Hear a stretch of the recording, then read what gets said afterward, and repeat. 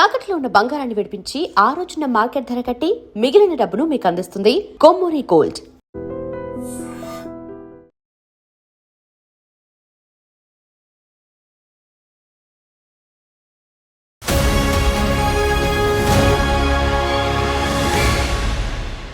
Welcome to I dream. ఈ వారం మన గెస్ట్ ఆల్ ఇండియా లెవెల్లో ఐఎఫ్ఎస్లో మంచి ర్యాంక్ సాధించిన కుర్రాడు. పేరు గంజి Srikanth, 115 rank holder.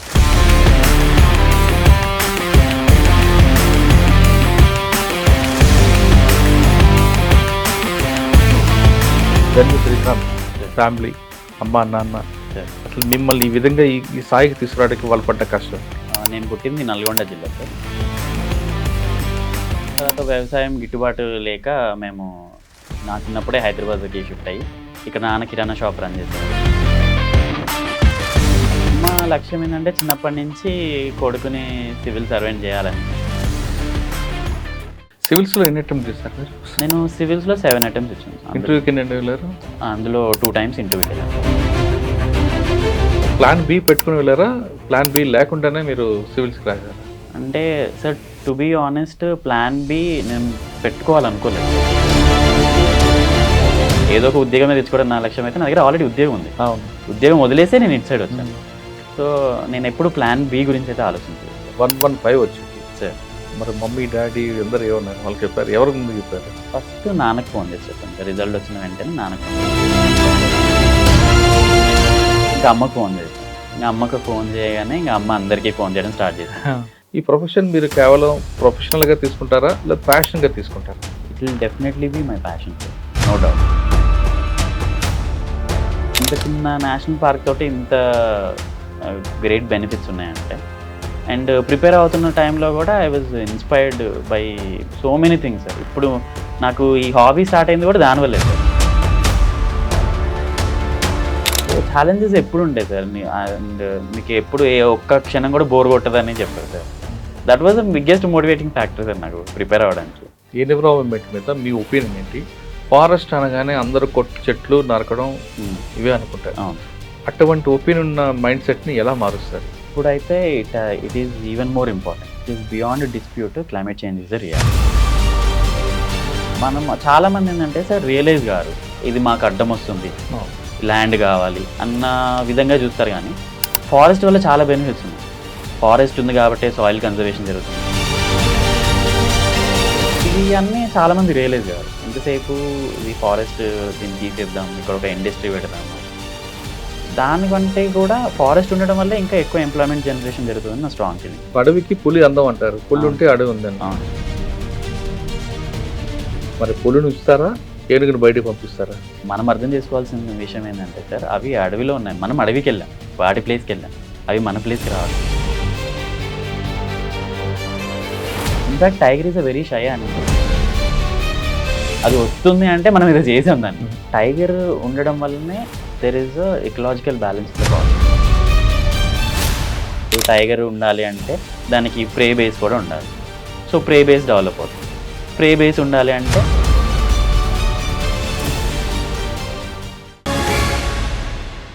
Welcome to I dream. ఈ వారం మన గెస్ట్ ఆల్ ఇండియా లెవెల్లో ఐఎఫ్ఎస్లో మంచి ర్యాంక్ సాధించిన కుర్రాడు. పేరు గంజి శ్రీకాంత్, 115 ర్యాంక్ హోల్డర్. గంజి శ్రీకాంత్ చిన్న తరగతి కుటుంబం, అంటే అది మిడిల్ క్లాస్ అని చెప్పలేం, అలాగని కింద క్లాస్ అని చెప్పలేం, రెండింటికి మధ్య ఉన్న కుటుంబంలో పుట్టిన వ్యక్తి. అంటే ఎటువంటి బ్యాక్గ్రౌండ్ లేని వ్యక్తి. చిన్న గ్రామీణ ప్రాంతంలో ఉన్న వాళ్ళ కుటుంబంలో వాళ్ళ నాన్నగారు కిరాణా షాప్ నడుపుతున్న వాళ్ళ ఇంట్లో పుట్టిన వ్యక్తి. ఎటువంటి సపోర్ట్ లేకపోయినా కేవలం చదువునే నమ్ముకొని ర్యాంక్ సాధించిన కుర్రాడు. అంటే ఐఎఫ్ఎస్, ఐఏఎస్, ఐపీఎస్ చదవాలంటే పెద్ద పెద్ద కుటుంబాలు పుట్టాలి, కాన్వెంట్లో చదవాలి అనే భ్రమలు పడ్డ వాళ్ళందరికీ ఈ కుర్రాడు బ్రేక్ చేశాడు. మధ్యతర కుటుంబంలో పుట్టి గ్రామీణ ప్రాంతంలో పెరిగిన తెలుగు మీడియంలో చదువుకున్న కుర్రాడు ఇప్పుడు ఆల్ ఇండియా లెవెల్లో 115 ఐఎఫ్ఎస్లో ర్యాంక్ సాధించాడు. మరి కొద్ది కాలంలో ఆయన ఫారెస్ట్ ఆఫీసర్ అవుతాడు, మంచి భవిష్యత్తు ఉంది. అటువంటి కుర్రాడు ఈ ర్యాంక్ సాధించడానికి ఎంత కష్టపడ్డాడు, సాధించాలనుకున్న తప్పునున్న వాళ్ళకి ఆయన ఇచ్చే మెసేజ్ ఏంటో ఆయన అడిగి తెలుసుకుందాం. నమస్తే శ్రీకాంత్. నమస్తే sir. Congratulations. Thank you sir. అంటే సివిల్ సర్వీస్ సాధించాలంటే ఢిల్లీ వెళ్ళి చదవాలి, ఎస్ సార్, లేదా కాన్వెంట్లో చదువుకోవాలి, బ్యాక్గ్రౌండ్ సపోర్ట్ ఉండాలి అనే Yes, sir. కొంతమంది భ్రమపడుతుంటారు. ఎస్ సార్, అటువంటి వాళ్ళందరికీ ఇప్పుడు మీ ఈ బ్యాచ్లో వచ్చిన వాళ్ళందరూ కూడా చెక్ పెట్టారు. ఎస్ సార్, నువ్వు కావచ్చు, నీకన్నా ముందు శశాంక్ కావచ్చు, యామిని కావచ్చు, జస్వంత్ రెడ్డి. అని జస్వంత్ రెడ్డి అంటే father police officer. Of course కొంతమంది ఆ బ్యాక్గ్రౌండ్ చూస్తుంటే మళ్ళీ ముచ్చట ఉంటుంది. ఎస్ మీరందరూ ఉదయం చెప్పాలంటే మట్టిలో మాణిక్యాలు అంటారు. ఎస్ అంత చక్కగా చదువుకొని అమ్మా నాన్న వాళ్ళు క్రమశిక్షణలో పెరిగి చేయడం. మీలాంటి ఫ్యామిలీస్ కానీ మీలాంటి స్టోరీస్ అన్నప్పుడు మాకు కూడా మంచి అరే ఇలాంటి వాళ్ళు చేస్తే ఇంటర్వ్యూ చేస్తే ప్రౌడ్గా ఫీల్ అవుతుంటాం. శ్రీకాంత్ 115 IFS. Yes sir. అసలు IFS సాధించాలంది బై ఛాన్సా బై చాయిసా? ఈ 115 ర్యాంక్ సాధించడం వెనక కృషి ఎలాగుంది? దీనికన్నా ముందు సివిల్స్ సాధించి ఎంతవరకు వెళ్ళారు? IFS వచ్చింది కాబట్టి ఇది కేవలం జాబ్గా చూస్తారా, ఒక ప్యాషన్గా మార్చుకుంటారా? ఈ ప్రశ్నలకు సమాధానం చెప్పే ముందు గంజి శ్రీకాంత్ Sir. ఫ్యామిలీ, అమ్మా నాన్న, Sir. అసలు మిమ్మల్ని ఈ విధంగా ఈ స్థాయికి తీసుకురావడానికి వాళ్ళు పడ్డ కష్టం ఏంటి? సార్, నేను పుట్టింది నల్గొండ జిల్లా సార్. నాన్న పేరు ఆంజనేయులు. నాన్న వ్యవసాయం చేసేవాడు నల్గొండ జిల్లాలో. అమ్మ పేరు లక్ష్మి. అమ్మ టైలరింగ్ చేసేది. తర్వాత వ్యవసాయం గిట్టుబాటు లేక మేము నా చిన్నప్పుడే హైదరాబాద్కి షిఫ్ట్ అయ్యి ఇక్కడ నాన్న కిరాణా షాప్ రన్ చేసేవాళ్ళు. అమ్మ లక్ష్యం ఏంటంటే చిన్నప్పటి నుంచి కొడుకుని సివిల్ సర్వెంట్ చేయాలని. చిన్నప్పటి నుంచి న్యూస్ పేపర్లో కళలు నిజమయ్యాయి. Yes sir. అందరికంటే ఇప్పుడు అమ్మనే చాలా హ్యాపీ. నాకు చిన్నప్పటి నుంచే మా అమ్మ న్యూస్ పేపర్లో ఎవరైనా సివిల్ సర్వెంట్ ఇట్లా రిజల్ట్ అనౌన్స్ చేయగానే ఒక హంబుల్ బ్యాక్గ్రౌండ్ నుంచి వచ్చి సివిల్స్ ర్యాంక్ కొట్టిన వాళ్ళ ఫోటోలు, ఆర్టికల్స్ అవన్నీ కట్ చేసి తెలుగు పేపర్లో వచ్చినాయి. నా చేతి చదివించి చూడు వీళ్ళకి కూడా బ్యాక్గ్రౌండ్ ఏం లేదు, బట్ వాళ్ళు కష్టపడి చదువుకొని సివిల్ సర్వీసెస్ కొట్టారు. నువ్వు కూడా ఎప్పుడైనా పెద్ద అయిన తర్వాత ఇలానే సివిల్ సర్వెంట్ అవ్వాలి అని చెప్పేవాళ్ళు సార్. నిన్ను చూసి మరికొంతమంది రెడీ అవ్వాలి ఇచ్చారా? Yes sir.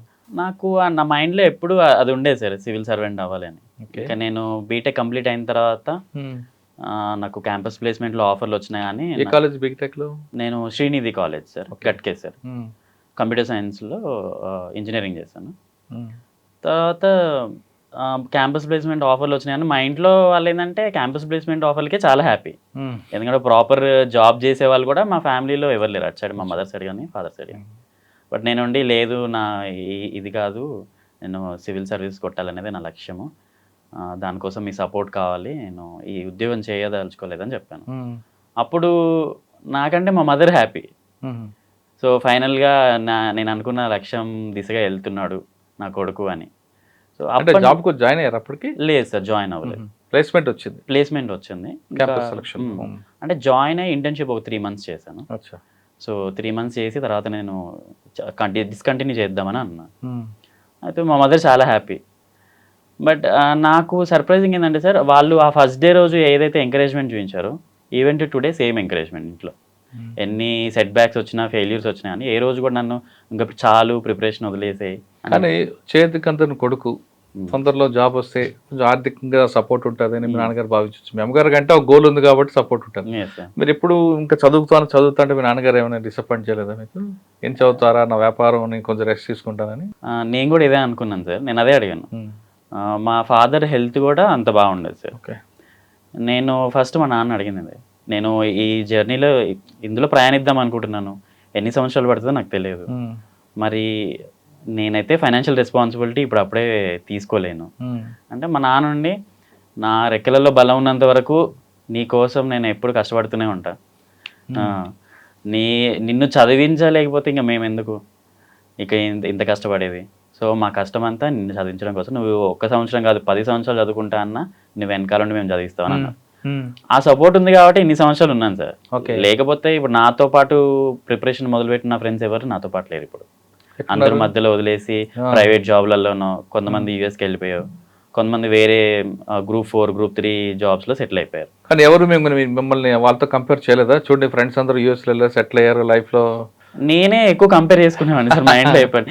నేను ఇంకా వదిలేద్దాం అనుకుంటున్నా, అందరు సెటిల్ అయిపోతున్నారు అంటే మా అమ్మ అండి, నువ్వు పెట్టుకున్న లక్ష్యం పెద్దది, దానికి సమయం కూడా ఎక్కువ పడుతుంది, నువ్వు వేరే వాళ్ళతో పోల్చుకోకు, ఒక్కసారి నీకు సర్వీస్ వచ్చిందంటే ఇవన్నీ గుర్తురావు అని చెప్పేవాళ్ళు మా మదర్. సో ఇంట్లో బిగినింగ్ నుంచి చాలా ఎంకరేజ్మెంట్ ఉండేది సార్. ఇంట్లో ఏ సంవత్సరం నుంచి స్టార్ట్ చేస్తావు అమ్మా ఇది? నేను నా ఫస్ట్ అటెంప్ట్ 2019లో ఇచ్చాను సార్. ఓకే.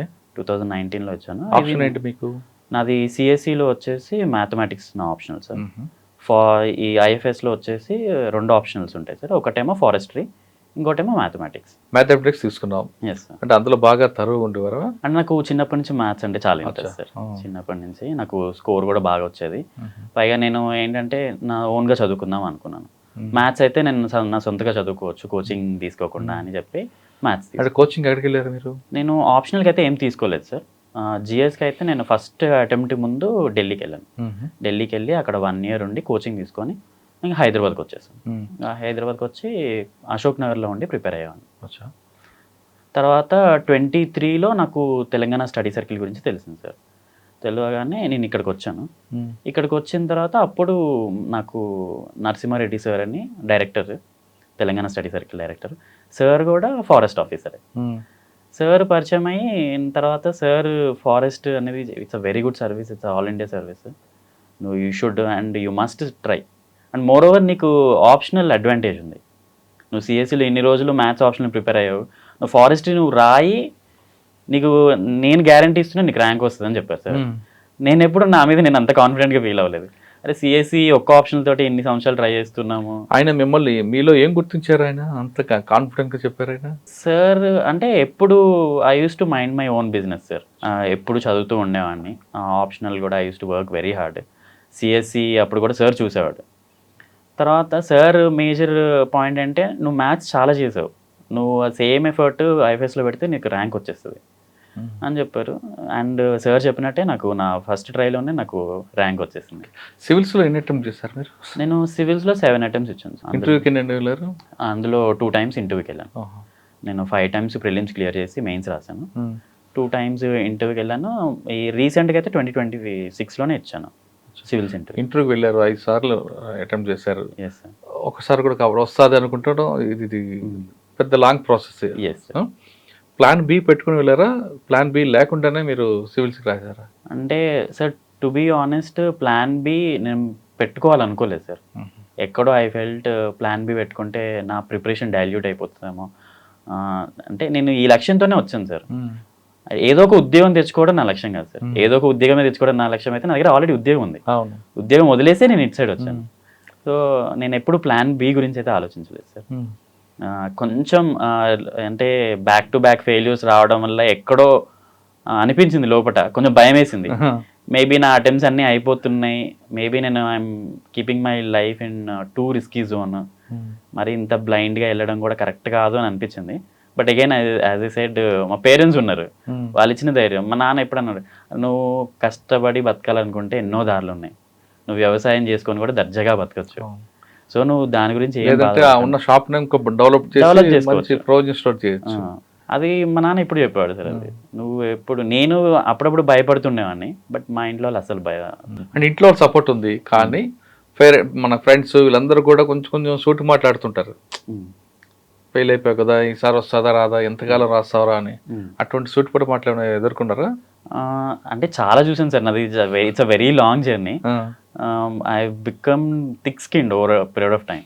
ఎవరు ఏమన్నా కానీ దుర్కొని పోయేవాడిని. కొంచెం మా ఇంట్లో వాళ్ళు కొంచెం ఎక్కువ ఫీల్ అయ్యేవాళ్ళు. ఎవరేమన్నా అన్నా కానీ వాళ్ళు తట్టుకునేవాళ్ళు కాదు, నన్ను ఏమన్నా అన్నా కానీ. మాకులేని బాధ నీకేంటి. సో అంటే పెళ్ళి ఎప్పుడు చేస్తావు అబ్బాయికి, ఏదో ఒక ఉద్యోగం చేసు, మనకు అవసరం అయ్యాన్ని, ఇవన్నీ మనకు వచ్చేవా సచ్చేవా, నువ్వన్నా చెప్పాలి, వాడంటే చిన్న పిల్లోడు నీకు తెలియదు అంటే మా నాన్నే చెప్పేవాడు. ఇంకా మా వాడు ఉద్యోగం చేస్తా అంటే నేనే వద్దన్నా, ఇలానే ఖాళీకి తిరిగని చెప్పాను నేను. నాకే బాధలు, నీకే చాలా సపోర్ట్స్. And right from the first attempt. అంటే జనరల్ ఏమైపోతుందంటే sir, back to back failures వచ్చిన తర్వాత వాళ్ళు కూడా ఒక పాయింట్ ఆఫ్ టైంలో మనకి అని ఆలోచిస్తారు. బట్ పోనీ వాళ్ళు పెద్ద చదువుకుంది కూడా ఏం లేదు. అంటే ఇక్కడ ఒక్క చదువు ఒకటే కాదమ్మా, ఇక్కడ మీకు ప్రతి అటెంప్ట్కి డబ్బులు. అవును, మీకు చాలా ఎక్స్పెండిచర్, కనబడిన ఎక్స్పెండిచర్ ఉంటుంది. యూనిట్ ఒక ఇంటర్వ్యూకి వెళ్ళేవాడు, మాకు ఇంటర్వ్యూకి వెళ్తే దానికి డబ్బులు ఉంటాయి, బయటకు వెళ్తే డబ్బులు, అన్ని డబ్బులతో కూడుకున్న చదువు ఇది. మరి అవన్నీ భరించారా నాన్నగారు? అంటే నేను ఎప్పుడు ఫ్యామిలీ మీద ఫైనాన్సెస్ కోసం ఎప్పుడు డిపెండ్ అవ్వలేదు సార్. నేను నా ఫస్ట్ అటెంప్ట్ వరకే ఫ్యామిలీ సపోర్ట్ చేసింది సార్. ఆ తర్వాత నుంచి అట్లీస్ట్ నా ఖర్చుల వరకన్నా నేనే భరించాలి. మరీ 20 ఏళ్ళు 25 ఏళ్ళు దాటిన తర్వాత కూడా ఇంటి నుంచి డబ్బులు అడగాలంటే చాలా సిగ్గుగా అనిపించేది. అంటే అంత కష్టపడుతున్నారు. మరి మీరు ఎలా సంపాదించారు? నేను కోచింగ్ ఇన్స్టిట్యూట్లో వర్క్ చేశాను సార్. కోచింగ్ ఇన్స్టిట్యూట్లో వర్క్ చేశాను. అశోక్ నగర్లో ఒక స్టడీ హాల్కి ఇన్ఛార్జ్గా పనిచేశాను. సో నా వరకు నేను సంపాదించుకున్నాను. అది మంచి పని అయితే.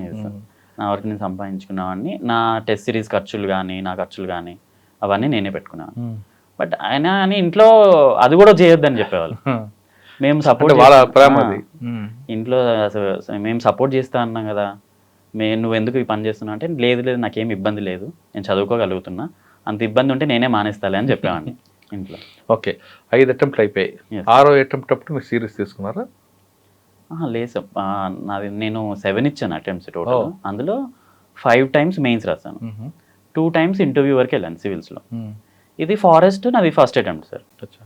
ఫారెస్ట్ సార్, ఫారెస్ట్ సర్వీస్ తీసుకోమని ఎవరు? నరసింహారెడ్డి గారు సజెస్ట్ చేశారా? నరసింహారెడ్డి సార్. కానీ ఇందులో భగత్ గారు మీకు ఏ విధంగా సపోర్ట్ చేశారు?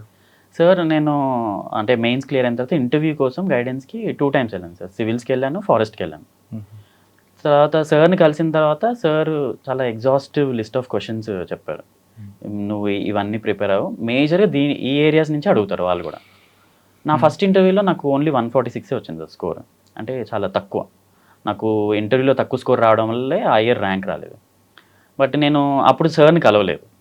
నా సెకండ్ సివిల్స్ ఇంటర్వ్యూకి సార్ని కలిసాను. సార్ సపోర్ట్ వల్ల నా స్కోర్ నేను 146 నుంచి 185 చేయగలిగాను. సో అది అందుకే దాంట్లో సార్ చెప్పింది ఏంటి, ఏ జోనర్లో ఎక్కువ వస్తుందని చెప్పారు? సార్ స్టేట్ గురించి చెప్పేవాళ్ళు సార్. స్టేట్లో మనకి నక్సలిజం ఉంది, నక్సలిజం రిలేటెడ్ క్వశ్చన్స్ చదువుకోవాలి. తర్వాత ఎవరు ఎక్స్పెక్ట్ చేయని క్వశ్చన్స్ సార్ చెప్పేవాళ్ళు. డాఫ్ చూసి సంథింగ్ ఒక డాఫ్లో ఒక ఎంట్రీ ఉంటుంది సార్, అది కన్జ్యూమర్ ఒపీనియన్ మైనింగ్ అనే ఒక ప్రాజెక్ట్. సార్ అది చూసి నీకు మైనింగ్ మీద క్వశ్చన్స్ అడుగుతారని అన్నాను. అప్పుడు నాకు అర్థం కాలేదు, అరే కన్జ్యూమర్ ఒపీనియన్ మైనింగ్ అంటే అది డేటా సైన్స్కి సంబంధించింది, కంప్యూటర్ సైన్స్కి సంబంధించింది, మైనింగ్తో సంబంధమే లేదు. నన్ను మైనింగ్ గురించి ఎందుకు అడుగుతారు, నేను మైనింగ్ ఇంజనీర్ కూడా కాదన్న. బట్ ఇంటర్వ్యూలో మైనింగ్ గురించి క్వశ్చన్ అడిగారు. ఏమడిగారు? మైనింగ్ ఇల్లీగల్ మైనింగ్ అరికట్టడానికి నువ్వేం చర్యలు తీసుకుంటావు అని. ఎందుకు అంటే వాళ్ళు కూడా జస్ట్ ఆ మైనింగ్ వర్డ్ చూసారు అంతే. అంతే, అది మొత్తం అది ప్రాజెక్ట్ రిలేటెడ్ కాదు. అది నాకు ఎవరు చెప్పలేదు. నేను అంటే ఇంటర్వ్యూకి వెళ్ళే ముందు చాలా మందిని కలిసిన కానీ సార్ ఒక్కడే పాయింట్అవుట్ చేశారు. నాకు అప్పుడు అర్థం కాలేదు, బట్ తర్వాత అర్థమైంది. ఏం చెప్పారు మీరు, మైనింగ్ ఎలా అరికట్టొచ్చు అంటే? అది నేను చాలా టెన్షన్ పట్టి నేను అప్పుడు చెప్పలేదు సార్. బట్ తర్వాత నేను అనుకున్నది ఏంటంటే ఇల్లీగల్ మైనింగ్ అరికట్టడానికి మేబీ కంప్యూటర్ సైన్స్ నాలెడ్జ్ నుంచి నన్ను ఏమన్నా ఎక్స్పెక్ట్ చేస్తున్నారేమో క్వశ్చన్. అంటే ఇంటర్వ్యూలో ఆ క్వశ్చన్ అడిగినప్పుడు తెలియదని చెప్పారా, తెలుసని చెప్పారా, అబద్ధం చెప్పారా? నేను తెలియదని చెప్పాను సార్. అది నా ఫస్ట్ ఇంటర్వ్యూ సార్. నేను చాలా టెన్షన్ పడి ఉండే. బట్ సెకండ్ ఇంటర్వ్యూకి చాలా బెటర్ అయింది సార్. అంటే ఇంటర్వ్యూలో బోర్డు క్వశ్చన్ అడిగినప్పుడు తెలుసని చెప్పాలా, తెలియదని చెప్పాలా, రెండు కాకుండా మనకు వచ్చింది చెప్పాలా? ఆనెస్ట్గా ఉండడం ఎప్పుడు బెస్ట్ సార్. ఓకే. సో తెలియకపోతే నిర్మోహమాటంగా తెలియదని చెప్పడమే బెస్ట్.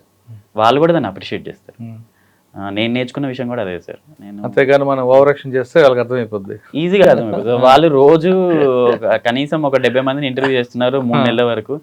నువ్వు నోరు తెరిస్తే నువ్వు అబద్ధం చెప్తున్నావు లేదా ఇది ఇమీడియట్గా అర్థమైపోతుంది. అదే మన మైనస్ సపోర్ట్. అవును సార్. ఓకే, సెకండ్ ఇంటర్వ్యూకి బాగా ప్రిపేర్ అయ్యారా? సెకండ్ ఇంటర్వ్యూకి బాగా ప్రిపేర్ అయ్యాను సార్. అప్పుడు కొంచెం ధైర్యం వచ్చింది. అంటే మాక్ ఇంటర్వ్యూకి వెళ్ళారా మధ్యలో? వెళ్ళాను సార్. 2 నెలలు ఉంటారు. సెకండ్ టైంకి అయితే ఎక్కువ వెళ్ళలేదు సార్, ఒక 3 ఇచ్చాను అంతే. ఫస్ట్ టైంకి బాగా వెళ్ళాను, బట్ సెకండ్ టైంకి నాకు అర్థమైపోయింది ఏంటి ప్రాసెస్ అని, కొంచెం ధైర్యం కూడా వచ్చింది, అందుకే ఎక్కువ వేయలేదు. మీరు లోపలికి వెళ్ళారు, బోర్డు మీకు ఐ కాంటాక్ట్ బోర్డుకి ఇచ్చారా, లేదా చుట్టూ ఉన్న మిగతా 4 కూడా ఇచ్చుకొచ్చారా? క్వశ్చన్ అడుగుతున్నప్పుడు అందరినీ చూసాను సార్. అంటే ఇట్ డిపెండ్స్ సార్. ఒకవేళ వాళ్ళు అడిగిన క్వశ్చన్కి ఒక లెందీ ఆన్సర్ ఇవ్వాల్సి వచ్చింది అనుకోండి సార్, అందరినీ చూడడమే బెటర్. అందరికీ ఐ కాంటాక్ట్ ఇస్తూ చెప్పేవాడిని. ఎంతసేపు అయిందండి ఇంటర్వ్యూ? నాది సిఎస్సి ఇంటర్వ్యూ అయితే 35 minutes అయింది సార్. ఫారెస్ట్ ఇంటర్వ్యూ అయితే 30 minutes అయింది. ఏమడిగారు ఫారెస్ట్ ఇంటర్వ్యూ? ఫారెస్ట్ అడిగారు? అలా అనలేదు. నాది ఒక ఇంట్రెస్టింగ్ హాబీ ఉంది sir, finding maths in nature అని. ఫస్ట్ చైర్మన్ అదే పట్టుకున్నాడు, పట్టుకొని చాలా ఇంట్రెస్టింగ్ ఉంది హాబీ నీది, ఏమైనా చెప్పు నీ హాబీ గురించి అని చెప్పారు. నేను చెప్పాను ఇట్లా నేచర్లో మ్యాథ్స్ హిడెన్ అయి ఉంటుంది సార్, దాన్ని చూడడం అబ్జర్వ్ చేయడమే నా హాబీ అని చెప్పాను. ఎలా అంటే ఒక ఫిబొనాకీ సిరీస్ అని మ్యాథ్స్లో ఒక కాన్సెప్ట్ ఉంటుంది సార్. అది నేచర్లో చాలా చోట్ల కనిపిస్తూ ఉంటుంది మనకి, సన్ఫ్లవర్ సీడ్స్లో కానీ, పైనాపిల్ కోన్స్లో కానీ. చెప్పండి ఎగ్జాంపుల్గా పైనాపిల్ చెప్పండి. ఇప్పుడు పైనాపిల్ కోన్స్ స్పైరల్స్ ఉంటాయి కదా సార్, ఇట్లా మీరు ఇలా స్పైరల్స్ అవన్నీ కౌంట్ చేయండి సార్. అవన్నీ ఎప్పుడు ఏ పైనాపిల్ తీసుకున్నా కానీ most of the times Fibonacci నెంబర్స్లోనే ఉంటుంది. అంటే ఫిబొనాకీ నెంబర్స్ అంటే 2 నెంబర్స్ని యాడ్ చేస్తే నెక్స్ట్ నెంబర్ వస్తుంది. ఓకే. ఇప్పుడు 0, 1, నెక్స్ట్ 1, నెక్స్ట్ 2, నెక్స్ట్ 3, నెక్స్ట్ 5, 8 ఇట్లానే ఉంటుంది. తర్వాత సన్ఫ్లవర్ సీడ్ స్పైరల్ కూడా ఎప్పుడు అలానే ఉంటాయి. మీరు ఎప్పుడైనా ఆకాశంలో చూస్తే మైగ్రేటరీ బర్డ్స్ వి షేప్లో ఎప్పుడు ఫ్లై అవుతూ ఉంటాయి. అవును, పైలట్ మిగతావన్నీ. దాని వెనకాల ఒక హోల్ సైన్సే ఉంది ఎందుకు అట్లా ఫ్లై అవుతాయని. నేను చెప్పాను ఎందుకు అట్లా, ఇమీడియట్గా చైర్మన్ గారు అడిగారు ఎందుకు అట్లా ఫ్లై అవుతాయని. సార్ అది ఎనర్జీ సేవింగ్ సార్. ఎందుకంటే ఫస్ట్ బర్డ్ అది వింగ్స్ ఫ్లిప్ చేసినప్పుడు ఒక ఎయిర్ థ్రస్ట్ అనేది క్రియేట్ అవుతుంది. అది వెనకాల ఉన్న బర్డ్స్ని లిఫ్ట్ చేస్తుంది. సో దానికి ఎక్కువ ఎనర్జీ పెట్టాల్సిన అవసరం లేదు, తక్కువ ఎనర్జీతోటే ఎక్కువ దూరం వెళ్ళాలి. ఎందుకంటే migratory birds thousands of kilometres travel చేయాలి కదా. ఇది ఒక అడాప్టేషన్ టెక్నిక్. అంటే చైర్మన్ వాజ్ వెరీ ఇంప్రెస్డ్. చాలా బాగుంది, ఇంట్రెస్టింగ్ ఉంది హాబీ అని. అంటే మీరు అన్నట్లుగా ఒక పక్షి ముందెళ్తుంటది, అవును సార్, అది రూట్ చూపిస్తుంది, అది కంటిన్యూ వరకు లాస్ట్ వరకు ఉంటుంది కదా. ఉండదు సార్, మళ్ళీ అది జిగ్జాగ్ అవుతుంటాయి. అవును సార్, అంటే ఆ ఫస్ట్ పొజిషన్ మారుతుంటుంది సార్. అవును, బర్డ్ పొజిషన్ ఫస్ట్ ఒక బర్డ్ ఉంటుంది. ఫస్ట్ బర్డ్ దాని రెక్కల నుంచి వచ్చే పవర్ వెనక్కి వెళ్తుంటుందా? ఇట్లా వింగ్స్ ఇట్లా ఫ్లిప్ చేయగానే ఎయిర్ ఇట్లా సర్కిల్ గా వెనక్కి వెళ్తుంది సార్. వాళ్ళు వి షేప్ లో ఉండడం వల్ల ఏంటంటే ఆ ఎయిర్ అనేది నెక్స్ట్ ఉన్న బర్డ్స్ వింగ్స్ కిందికి వెళ్తుంది. అప్పుడేంటి ఒక లిఫ్ట్ పైకి ఎయిర్ లిఫ్ట్ చేసిన ఫీలింగ్ వస్తుంది అనమాట. అప్పుడు మనం ఏంటంటే ఈ వింగ్స్ ఎప్పుడు కంటిన్యూస్గా ఫ్లిప్ చేయడానికి మేజర్ రీజన్ ఏంటంటే సార్ ఎయిర్లో ఉండడానికి. కింద ఎందుకు పడవు అంటే ఎప్పుడు కంటిన్యూస్గా ఫ్లిప్ చేయాలన్నమాట.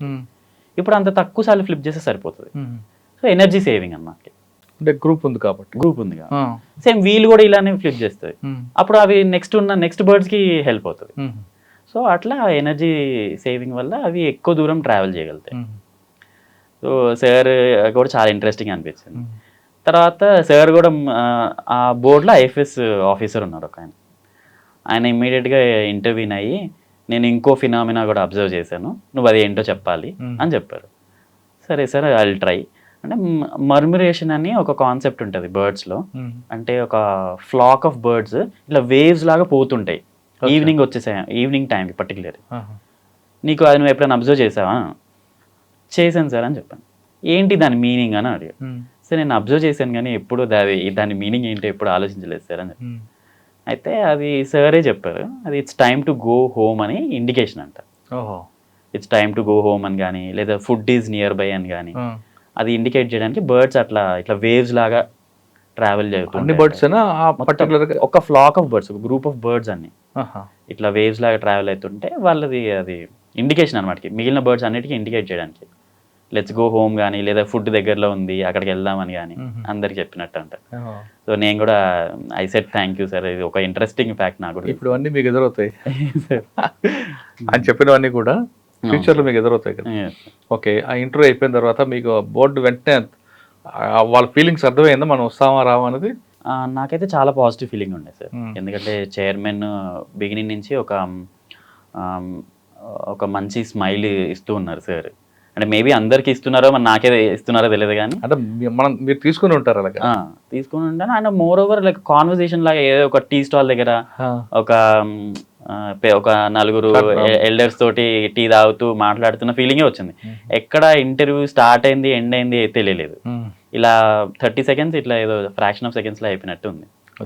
చాలా చాలా జోవియల్ గా ఇంటర్వ్యూ అయిపోయింది, బయటకు వచ్చారు, రిజల్ట్ వచ్చింది. రిజల్ట్ వచ్చిన రోజు మీ ఫీలింగ్స్ ఏంటండి? రిజల్ట్ వచ్చిన రోజు నేను వస్తుందని ముందు తెలుసు కదా మీకు?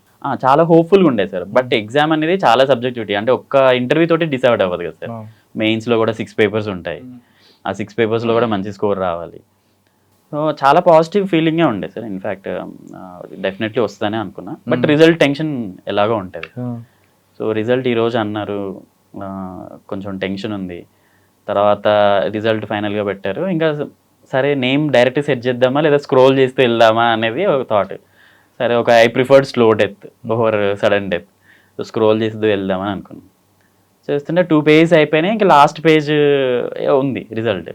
ఏంటి ఈసారి కూడా క్లియర్ అవ్వలేదా అని ఫీలింగ్. ఇలా 3rd page ఓపెన్ చేయగానే ఫస్ట్ నాదే ఉంది పేరు. So I was more than happy, I was relieved. ఈసారి కూడా రాలేదనుకోండి సార్, మీ పరిస్థితి ఏంటి అప్పుడు? Sir I mentally prepared for that also. నేను ఎందుకంటే ఎప్పుడైనా సరే సార్ నేను ఎగ్జామ్ రాయగానే ఐ ప్రిపేర్ ఫర్ 2 పాసిబిలిటీస్. ఈ ఎగ్జామ్లో 2 పాసిబిలిటీస్ ఉంటాయి, either you are in or out. So I prepare for both. నేను ఒకవేళ అవ్వకపోతే మళ్ళీ కూర్చొని డెడికేటెడ్గా ప్రిపేర్ అవుదామని డిసైడ్. ఇంకో ఛాన్స్ ఉందా మీకు? ఉంది సార్, ఇంకా 2 అటెంప్ట్స్ ఉన్నాయి. అచ్చా, ఇంకా 2 అటెంప్ట్స్ ఉన్నాయి. కూర్చొని డెడికేటెడ్గా ప్రిపేర్ అవుదామని డిసైడ్ అయ్యాను. ఓకే. కానీ 115 వచ్చింది సార్. మరి మమ్మీ డాడీ అందరు ఏమన్నారు? వాళ్ళు చెప్పారు, ఎవరికి ముందు చెప్పారు? ఫస్ట్ నాన్నకి ఫోన్ చేసి చెప్పాను సార్. రిజల్ట్ వచ్చిన వెంటనే నాన్నకి ఫోన్ చేసి, అంటే ఇంక నాకేమనిపించింది అంటే ఇంకొక సెకండ్ కూడా వాళ్ళు ఈ ట్రామాని బేర్ చేయొద్దు.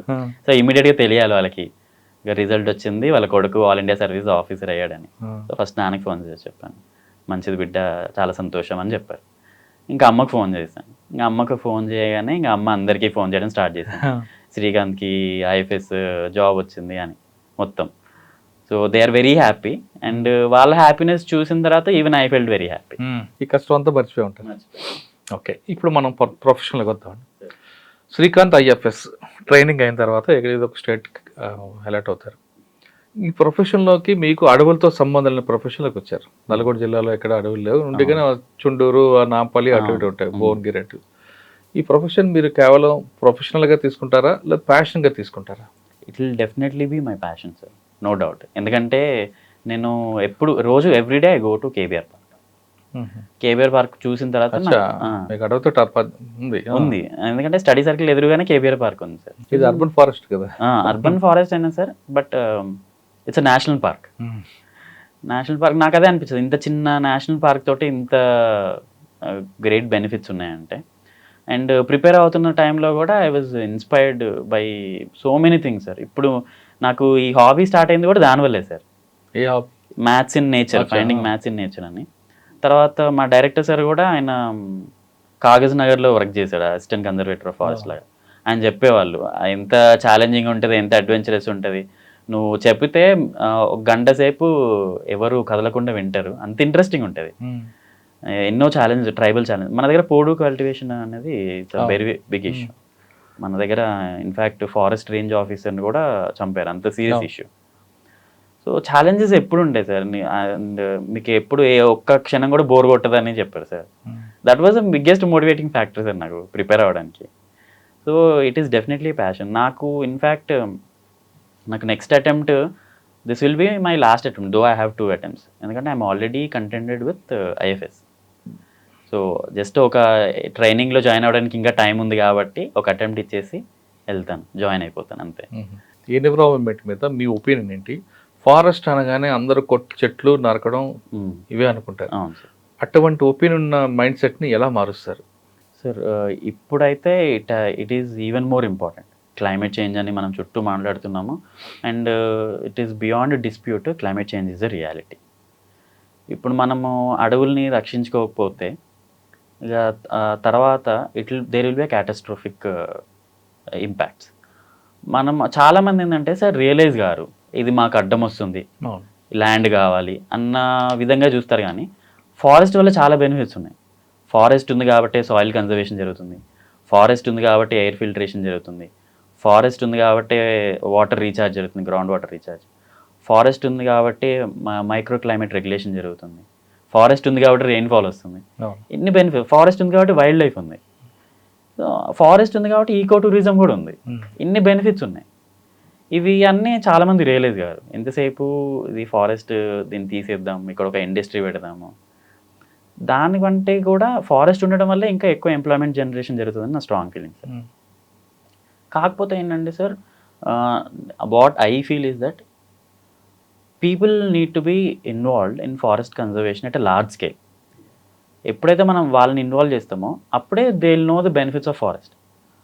మనం ఓన్లీ ఫారెస్ట్ డిపార్ట్మెంటే చేయాలి అంటే, ఇప్పుడు మీరు ట్రైబల్ ఏరియాస్కి అట్లా వెళ్తే సార్, వాళ్ళు ఎప్పుడైనా టైగర్ వచ్చి వాళ్ళ హ్యాబిటేషన్ మీద అటాక్ చేసింది అనుకో, మీ టైగర్ మా విలేజ్లోకి వచ్చింది, మీ టైగర్ మా క్యాటల్ని తినేసింది అని, మీ టైగర్ అని దే థింక్ దట్ ఇదంతా ఫారెస్ట్ డిపార్ట్మెంట్ వాళ్ళదని. We have to remove that feeling. ఎప్పుడైతే వాళ్ళు ఇది మన టైగర్, దీన్ని మనం ప్రొటెక్ట్ చేయాలి, ఇది మన ఫారెస్ట్, ఇవి మన ట్రీస్, మనం ప్రొటెక్ట్ చేయాలి అన్న ఫీలింగ్ ఎప్పుడైతే వస్తుందో అప్పుడే ఫారెస్ట్ కన్జర్వేషన్ పాసిబుల్ అవుతుంది. So my interest will also be in that area sir, to make people realise that it is our forest. Then forest conservation becomes easy sir. అంటే ప్రజలు భాగస్వామ్యం చేస్తారు అందులో. అంతే. ఓకే. అడవి అనగానే ఒక్కొక్క ప్రాంతంలో ఒక్కొక్క చెట్లు ఉంటాయండి. అవును సార్. కొన్ని వెదురు చెట్లు ఉంటాయి, కొన్ని ఇంకో చెట్లు ఉంటాయి, రకరకాల చెట్లు. అవును. అంటే అక్కడ ఆ నేలను బట్టి ఆ చెట్లు పెరుగుతాయి. అవును. కానీ కొన్ని కమర్షియల్గా కొన్ని దాన్ని ఏమంటాం వనమూలికలుగా ఉన్న చెట్లు అవి ఉంటే ఫారెస్ట్ ఇంకా బాగుంటుంది, అందులో వెళ్ళడానికి ఇంట్రెస్ట్ ఉంటుంది అని చాలామంది చెప్తుంటారు. అవును సార్. అంటే ఎకో సిస్టమ్లా డెవలప్ చేయొచ్చు అని. అటువంటి వాటి మీద కమర్షియల్ దీని మీద మీ ప్రయారిటీ ఏంటి? అంటే ఈ ఈకో టూరిజం పార్క్స్ ఇట్లాంటివా సార్? అంటే సార్ ఒక ఫారెస్ట్ని అయితే ఏవి రీప్లేస్ చేయలేదు సార్. ఫారెస్ట్ అనేది అంటే ఫారెస్ట్ అనగానే మీకు మళ్ళీ రిపీట్ చేస్తున్నా, ఫారెస్ట్ అనగానే ఏ టైప్ ఆఫ్ ట్రీస్ ఉంటేనే దాన్ని మనం నేటివ్ ట్రీస్ ఉండాలి సార్. ఒక ట్రీస్ ఉండదు, చాలా డైవర్సిటీ ఉండాలి. అంటే ఒకటే రకం చెట్లు పెట్టి ఒక యూనిఫామ్గా పెరిగిన అడవి అది క్లైమేట్ ఈవెంట్స్ని తట్టుకోలేదు. సో లోకల్ ట్రీస్ మన దగ్గర లోకల్గా ఏవైతే చెట్లు పెరుగుతాయో ఆ రకరకాల చెట్లు వాటిని పెంచడం మీదనే మనం దృష్టి పెట్టాలి సార్. దానివల్లనే ఎక్కువ బెనిఫిట్ జరుగుతుంది ఒకటి. రెండోది, ఇప్పుడు ట్రైబల్స్ కొన్ని చెట్ల మీద డిపెండ్ అవుతారు సార్ బాగా. ఫర్ ఎగ్జాంపుల్ మహువా ట్రీస్ ఉంటాయి, వాళ్ళు విప్ప పువ్వు అంటారు కదా, విప్ప పువ్వు దాన్ని కలెక్ట్ చేసి దాని మీద డిపెండ్ అవుతారు. సో వాటి మీద స్పెషల్ ఇంట్రెస్ట్. ఇట్లాంటివి కానుగ చెట్లు అని కానీ, విప్ప చెట్లు కానీ తర్వాత టేక్ చెట్లు అని కానీ, ఏవైతే tribals minor forest produce collect చేసి వాళ్ళు సెల్ చేసుకోగలరో ఆ చెట్లను పెంచామనుకోండి సార్, వాళ్ళు కూడా they will be interested to protect forest. అది మాకు కూడా ఆదాయం వస్తుంది ఈ అడవి నుంచి, సో మనం కూడా ప్రొటెక్ట్ చేద్దాము అనే ఇంట్రెస్ట్ వాళ్ళకి కూడా ఉంటుంది. సరే, నెక్స్ట్ వైల్డ్ యానిమల్ మీద మీ ప్రాజెక్ట్ ఎలాగుంటుంది ఫోకస్? వైల్డ్ యానిమల్స్ అంటే sir it varies from place to place. కానీ ఒక అడవికి పులి అందం అంటారు, పులి ఉంటే అడవి ఉందని. మరి పులులు మంచి సంఖ్య మీద ఎలాగుంటుంది? కొంతమంది ఏమో పులులు ఉన్నాయి కాబట్టి మేము ఉండలేకపోతున్నాం కొంతమంది అంటారు, బయటకు వచ్చేస్తున్నాయి పులులని. ఎలిఫెంట్ బయటకు వస్తున్నాయి కొంతమంది, ఒక ఏరియాలో కంప్లైంట్లు వస్తుంటాయి. మరి పులును ఇస్తారా, ఏనుగుని బయటకు పంపిస్తారా? సార్ అడవిలోనే మనం అర్థం చేసుకోవాల్సిన విషయం ఏంటంటే సార్, అవి అడవిలో ఉన్నాయి, మనం అడవికి వెళ్ళాం, వాటి ప్లేస్కి వెళ్ళాం, అవి మన ప్లేస్కి రావట్లేదు. ఇప్పుడు అడవిని క్లియర్ చేసి అక్కడ పొలాలు పెంచడమో లేకపోతే హ్యాబిటేషన్స్ వల్లనో అవి దే ఆర్ ఎంటరింగ్. అని in fact tiger is a very shy animal sir. మీరు it is very difficult to spot tiger in wild life. అది తొందరగా దొరకదు, అది వస్తుంది అంటే మనం ఏదో చేసాం దాన్ని. సో మనము ఈ విషయం ఎప్పుడైతే అర్థం చేసుకుంటామో, టైగర్ ఉండడం వల్లనే there is a ecological balance in the forest. అందుకే మనము ప్రాజెక్ట్ టైగర్ అని చెప్పి, ఎందుకంటే మిగిలిన అన్ని కూడా ఇంపార్టెంటే, కానీ ఎందుకు మనం టైగర్ మీద అంత ఇంట్రెస్ట్ చూపించామంటే టైగర్ని కన్జర్వ్ చేస్తే మిగిలిన వైల్డ్ లైఫ్ కూడా ఆటోమేటిక్గా కన్జర్వ్ అవుతుంది. ఇప్పుడు టైగర్ ఉండాలి అంటే దానికి ప్రే బేస్ కూడా ఉండాలి, సో ప్రే బేస్ డెవలప్ అవుతుంది. ప్రే బేస్ ఉండాలి అంటే దానికి కావాల్సిన గ్రాస్ ఉండాలి, సో దానివల్ల ఫారెస్ట్ కన్జర్వేషన్ కూడా జరుగుతుంది. So it's an umbrella species tiger అనేది. టైగర్ ఉండాలంటారు? ఉండాలి. మీ ఏరియాలో పెంచుతారు బాగా? ఎప్పుడు పెంచడం అంటే సార్ ఒక క్యారింగ్ కెపాసిటీ ఉంటుంది, దాని ప్రకారం అడవి ఎన్ని టైగర్లను అయితే బేర్ చేయగలుగుతుందో అన్ని టైగర్లను అయితే ఉంచాలి. చూసారు ఎప్పుడైనా టైగర్? జూలో చూడడమే సార్, డైరెక్ట్ చూడలేదా? మేబీ ఇప్పుడు అవకాశం దొరకచ్చు వైల్డ్ లైఫ్ లో చూసే. ఓకే, బర్డ్స్ మీద ఏంటంటే మీ ఫోకస్? మీకు ఆల్రెడీ దీని మీద చాలా సబ్జెక్ట్ ఉంది కదా. అవును, బర్డ్స్ మీద అంటే సార్ మనకి ఈ చుట్టూ ఏవైతే అర్బన్ ఏరియాస్ ఉన్నాయో కొన్ని పాకెట్స్ తీసుకొని అక్కడ ఫారెస్ట్ మియావాకీ మెథడ్లో ఫారెస్ట్ డెవలప్ చేస్తాం అనుకోండి sir, it will be a home for birds. Second thing, birds diversity కూడా పెంచాలి సార్. ఇప్పుడు కొన్ని ఉన్నాయి, ఇప్పుడు మనం చిన్నప్పుడు కాకులు చూసేవాళ్ళం, ఇప్పుడు ఎక్కడ అది చూద్దామన్నా దొరకట్లేదు. ఏది? కాకులు కనపడుతున్నాయి, పిచ్చుకలు కనపడవు. ఇప్పుడు నేనైతే అంటే సిటీలో ఉండడం వల్ల అనుకుంటా, కాంక్రీట్ జంగల్లో కాకులు తక్కువ కనిపిస్తాయి, పిచ్చుకలు అసలు లేవే లేవు. సో వాటి మీద స్పెషల్ ఫోకస్ పెట్టాలి సార్. ఇప్పుడు పీజన్స్ మళ్ళీ అదొక మెనెన్స్ లాగా తయారైపోయింది, ఎక్కడ పెట్టిన పీజన్స్ ఉన్నాయి, దాన్ని ఫీడింగ్ చేయడం వల్ల. సో ఒక బ్యాలెన్స్ అయితే తీసుకురావాలి సార్. అన్ని బర్డ్స్ ఒక ప్రపోర్షన్లో ఉండేలాగా చూడాలి సార్. సో దాన్ని ప్రమోట్ చేయడం. అంటే ఇప్పుడు మన వ్యవస్థలో అంతరించిపోతున్న పక్షులు కొన్ని ఉన్నాయి. అవును సార్, చాలా. ఇప్పుడు గుడ్లకు పోవచ్చు, ఇంకోటి. వాటిని ఎలా ప్రొటెక్ట్ చేస్తారు? వాటి మీద మీకు ఫోకస్ ఉందంటే? దాని మీద అయితే ఇంకా స్టడీ చేయాల్సింది చాలా ఉంది సార్. నాకంతా ఇప్పుడు అయితే ప్రజెంట్గా అంత నాలెడ్జ్ లేదు సార్. ఫస్ట్ మీరు ఫారెస్ట్లోకి వెళ్ళిన తర్వాత ఏం చూద్దాం అనుకుంటున్నారు? ఏం చేద్దాం అనుకుంటున్నారు? ఫస్ట్ డెఫినెట్లీ సార్ ఒక టైగర్ని చూడాలని నా కోరిక సార్. వైల్డ్ ఇట్లా కేజ్డ్ టైగర్ కాకుండా దాని ఫ్రీగా తిరుగుతున్న టైగర్ని చూడాలనేది నా కోరిక. ఓకే. తర్వాత ఎలిఫెంట్ అంటే వైల్డ్ లైఫ్లో చూసినప్పుడు వచ్చే కిక్ మనకి జూ పార్క్లలో కేజ్డ్ చూస్తే రాదు. First thing sir. Second thing ఏంటంటే సార్ ఒక ట్రైబల్స్ ఫారెస్ట్ ఇంటిగ్రేషన్ బాగా జరగాలి సార్. ఎందుకంటే ఎక్కడ పోయినా కానీ నేను న్యూస్ పేపర్లో చదివేది అయినా కానీ tribals they always quarrel with forest department. Somewhere we're missing that connect. ముందు దాన్ని ఎస్టాబ్లిష్ చేయాలి సార్. అసలు ఫారెస్ట్ డిపార్ట్మెంట్ లేకపోయినా కానీ ఫారెస్ట్ కన్జర్వ్ అయిపోవాలి ట్రైబల్స్, ఓన్లీ త్రూ ట్రైబల్స్. మనం ఆ లెవెల్కి వాళ్ళని మోటివేట్ చేస్తారు. ఇంత మీరున్నా లేకపోయినా నడుస్తుంటారు. మీరు అంటే they will be the guardians of forest. ఎందుకంటే వెన్ దే రియలైజ్ ఇది మాది, దీన్ని కాపాడాల్సిన బాధ్యత మాది అని అనిపించినప్పుడు వాళ్ళతో పాటు చుట్టుపక్కల ఉన్న పబ్లిక్ కూడా మాది అనుకుంటే ఆటోమేటిక్గా అంటే వాళ్ళు డైరెక్ట్లీ డిపెండెంట్ కదా సార్. వాళ్ళు అడవి మీద ఆధారపడిన వాళ్ళు. సో నా మేజర్ ఫోకస్ అయితే ఫారెస్ట్ లో ఎంటర్ అయినాయి ఇది ఉంటుంది. ట్రైబల్స్ ఎవరున్నారు, వాళ్ళ సమస్య ఏంటి, సో వాళ్ళకి త్రూ ఫారెస్ట్ లైవ్లీహుడ్ ఎట్లా జనరేట్ చేయొచ్చు. కానీ రిజర్వ్ మన ప్రాజెక్ట్ని ఎలా సేవ్ చేస్తారు రిజర్వ్ ఫారెస్ట్ని? ఎందుకంటే ఎక్కడో ఎంకరేజ్మెంట్ చాలా కనిపిస్తుంటాయి, అందులో పొలిటికల్ ఇన్వాల్వ్మెంట్ ఉంటుంది. మరి ఆ ఛాలెంజ్ ఒకవేళ వచ్చింది అనుకోండి, జస్ట్ లైక్ ఇందా మీరు చెప్పారు ఒక రేంజర్ని మర్డర్ చేయడం కొత్తగూడలో, అటువంటి ఛాలెంజ్ని ఎలా ఫేస్ చేస్తారు? ఒక్కటి ఏంటంటే సార్ మోర్ దెన్ అడ్వెంచరిజం ఒకటి ప్రాక్టికల్ మైండ్ ఉండాలి సార్. అంటే ఒక ఇష్యూ జరిగినప్పుడు it's very sensitive issue sir. ఒక ప్రాపర్ సెక్యూరిటీ తోటి వెళ్ళాలి మనం, first thing. Second thing sir, forest encroachment అనేది అవుతుంది అంటే they been doing it all of a sudden అయితే అవ్వదు, over a period of time అవుతుంది. మనకి క్లియర్ కట్గా శాటిలైట్ ఇమేజరీస్ ఉంటాయి ఫారెస్ట్వి. మనం రెగ్యులర్గా through with the help of forest watchers కానీ బీట్ ఆఫీసర్స్ కానీ మనం రెగ్యులర్గా దాన్ని వెరిఫై చేసుకోవాలి, ఆ బౌండరీస్, ఫారెస్ట్ బౌండరీస్ అని. మనం ఇమీడియట్గా వాళ్ళని అలర్ట్ చేసి వార్న్ చేస్తే ఇది ఫారెస్ట్ ల్యాండ్, మీరు దయచేసి ఇక్కడ ఎంటర్ అవ్వద్దు అంటే వాళ్ళు కూడా దే విల్ బీ హ్యాపీ. మనం వాళ్ళంతా క్లియర్ చేసి అక్కడ ప్లాంటేషన్ వేసి అప్పుడు పోయి అంటే ఇవన్నీ ఆఫీసులో కూర్చొని పేపర్ మీద బాగుంటాయి, కానీ ఫీల్డ్లోకి వెళ్ళాక చాలా ఎక్కువ ఇబ్బందులు ఉంటాయి. అవును సార్. అటువంటి స్ట్రగుల్స్ ఎలా మీరు ఫేస్ అవుట్ చేస్తారు? ఫీల్డ్ అంటే సార్ నన్ను అడిగితే సార్ ముందు అంటే ఒక ఆఫీసర్గా కాకుండా నాకు మా సీనియర్స్ చెప్పింది కానీ లేకపోతే నరసింహారెడ్డి సార్కి వీళ్ళు చెప్పింది ఏంటంటే ఫస్ట్ వెళ్ళి నువ్వు వాళ్ళ ప్రాబ్లం వింటున్నావు అన్న ఫీలింగ్ ఇవ్వాలి నువ్వు వాళ్ళకి. అంటే వాళ్ళు మిమ్మల్ని ఓన్ చేసుకోవాలి. అంటే ఆ విధంగా మీరు ప్రవర్తించాలి. ఏం సరే చెప్పండి మీ సమస్య ఏంటి, మేము వినడానికి వచ్చాము అని. నాకు చాలామంది చెప్పారు సార్, మనము వాళ్ళ సమస్య విని వాళ్ళు మనం ఆ ఎంపతి చూపిస్తే మనం ఏం హెల్ప్ చేయలేకపోయినా కానీ వాళ్ళకి ఒక ఏదో వీళ్ళు ఏదో వచ్చారు మన ప్రాబ్లం విన్నారు ఏదో ఒకటి సాల్వ్ చేస్తారులే అన్న సాటిస్ఫాక్షన్ ఉంటుందంట సార్. అంతేగాని వాళ్ళు ఎంకరేజ్ అవ్వగానే ఇక మీరు ఇమీడియట్గా మనము యాక్షన్ తీసుకొని ఇమీడియట్గా లాస్ ఇంప్లిమెంట్ చేయడము అట్లా స్టార్ట్ చేస్తే వాళ్ళు they will not cooperate with forest department. అంటే ముందు మీరు ఎంపతిగా ప్రవర్తిస్తారా? అంతే సార్. ఇప్పటి వరకు మీ సీనియర్ ఇచ్చిన అడ్వైస్ ప్రకారం ఫారెస్ట్ డిపార్ట్మెంట్ లీగల్ డిపార్ట్మెంట్ కొంచెం వీక్ గా ఉందని చెప్పారు ఎవరైనా? నేనంత వినలేదు సార్. మేబీ అంటే లీగల్ సెక్షన్ బాగా డెవలప్ స్ట్రాంగ్ చేస్తే ఆటోమేటిక్ గా సిస్టమే స్ట్రాంగ్ అయిపోద్ది అంటారు. ఓకే, వాటి మీద అంటే నాకైతే ఐడియా లేదు. ఓకే సరే, ఫైనల్ గా చెప్పండి, ఐఎఫ్ఎస్ రాసే స్టూడెంట్స్ కి రాయబోయే స్టూడెంట్స్ కి మీరు ఇచ్చే టిప్స్ ఏంటంటే?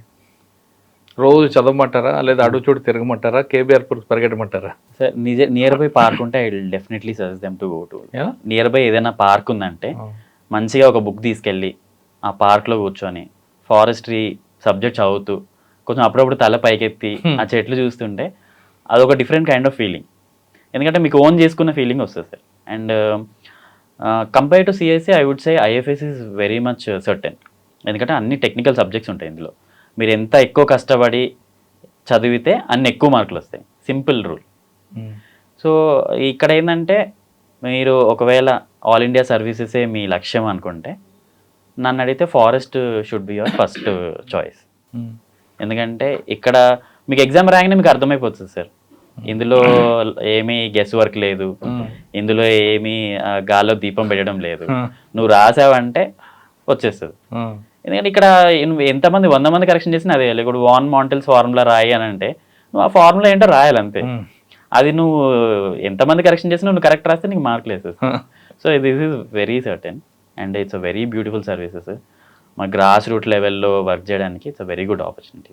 ఐఎఫ్ఎస్ రాయాలంటే అపార్ట్మెంట్లో కూర్చోనో ఎక్కడో కాకుండా దగ్గరలో ఉన్న పార్క్లోకి వెళ్ళి కూర్చొని చదవండి, ఖచ్చితంగా మీకు వస్తుంది అంటున్నారు Srikanth.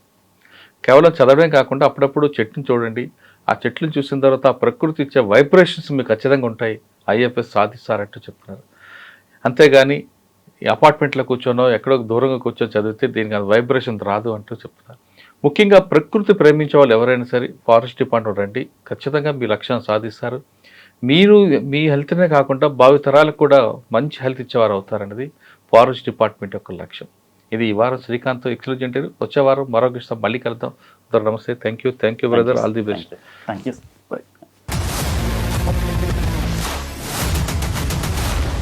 I dreams, this police diaries is something very, very valuable towards that. I must really appreciate Murali, your insights.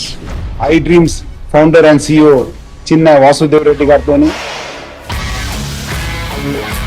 Muralidhar crime stories చాలా ఫేమస్ అయిపోయినాయి. Gautam Savan garu and Satyanar sir. Good. Well done. I congratulate him for doing so well, and I congratulate him his boss also. So well.